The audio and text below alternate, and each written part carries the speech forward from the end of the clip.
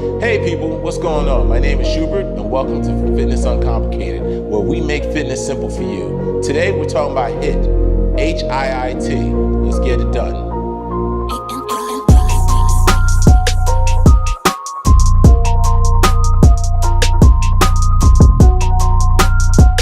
So what is HIIT?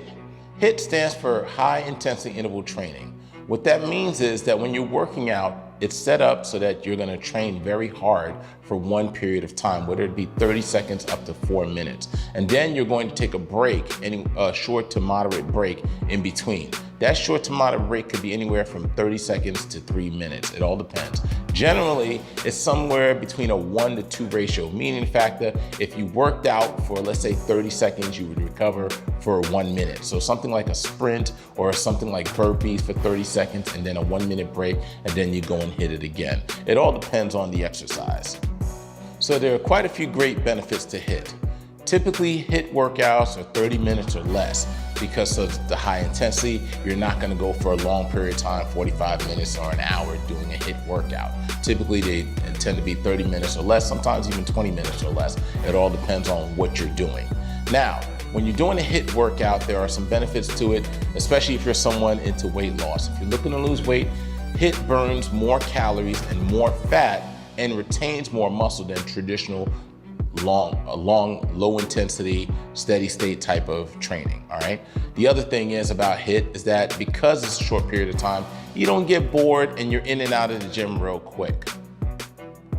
Downfalls to HIIT. One of the downfalls to HIIT is the fact of, because it is so intense, it can be very stressful on the body, so the recovery time might be a little bit longer. So typically, most people only do HIIT 2 to 3 times a week if they have ample recovery. If you don't have ample recovery, you can be more susceptible to a lot more injury and also wear and tear on the body. Now, there are a few people I would suggest not to do HIIT. A, the newbie. If you've never worked out before, I wouldn't say go balls to the wall the first time you ever work out, start doing HIIT workouts. So try to work your way into it. So I would typically say someone who is intermediate to more advanced should do HIIT workouts more regularly. But if you're someone who's a newbie, try to ease your way into it. Second type of person is someone who has a cardiovascular condition. If you have some sort of heart issue, a murmur, or maybe you're asthmatic, anything of the sort like that, I would definitely try to veer off from HIIT workouts. If you do try them out, please make sure that you see some sort of medical professional to get advice before you go and jump into a HIIT workout, all right? So let's talk about what kind of workouts you would incorporate into HIIT or HIIT into your workout. Number 1, weight training. When you're doing weight training, you can either do this HIIT workout in a couple different ways. One typical way of doing it is do a set as hard as you can, as heavy as you can, for as many reps as you can, then take a break. Then when you recover within 30 seconds to a minute, hit it again. That would be the typical way of doing it. Another way of doing it is to set up a circuit. You would go from one exercise to the next, maybe anywhere from 3 to 5 exercises lined one after the other, and then take a break at the very end. This will keep your heart rate up, and as you're recovering from one exercise, you're working another exercise or a different muscle group, all right? The third way of doing it is that if you were to do a timed workout, so each exercise in that circuit you would do for time instead of doing for a number of reps. So you might set up for 20 seconds, 30 seconds per exercise, or anywhere up to a minute per exercise.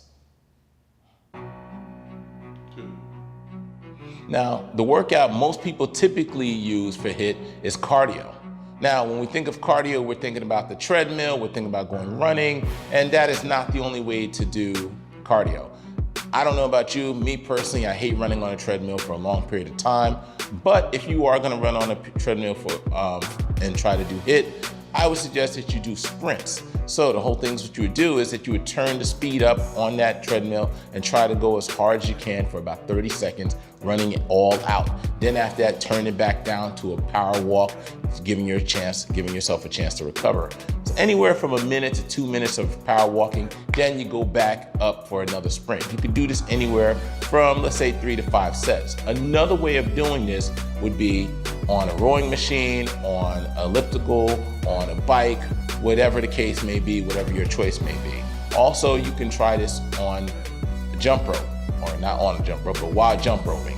All right, you can do 30 seconds of jump rope, or up to a minute, or even 2 minutes of jump rope, and take a break for 30 seconds, on and off.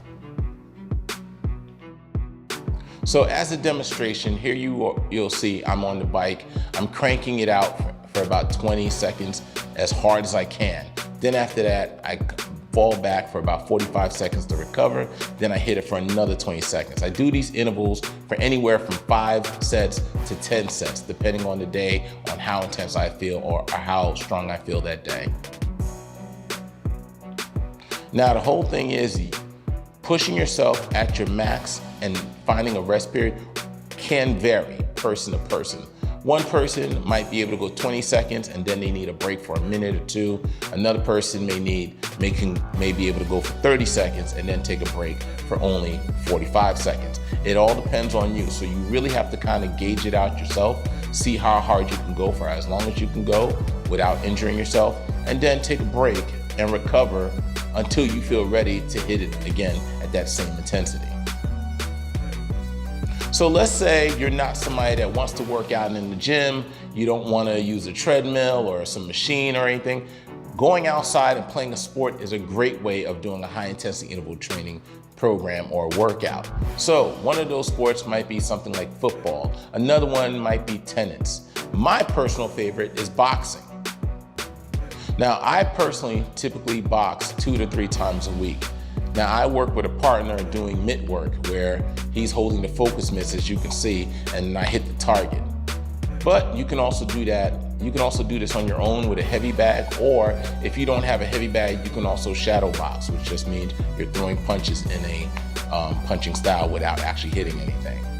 Now, the thing about boxing that makes it a great HIIT workout is that typically boxing rounds last anywhere from 2 to 4 minutes, and the breaks are 30 seconds to 1 minute long. So this would be a typical ratio of a HIIT workout. So hopefully now you understand what HIIT or HIIT is. And maybe you can incorporate it into your workout once to twice a week. If you do HIIT already, let me know what kind of HIIT workouts you do. Put it in the comments down below. If you liked the video and you found it informative, hit the thumbs up button. If you'd like to get more Fitness Uncomplicated, hit the subscribe as well as the notification button so you know when our next video comes out. Also, check us out on Facebook and Instagram, and I hope to see you in the next one. Peace.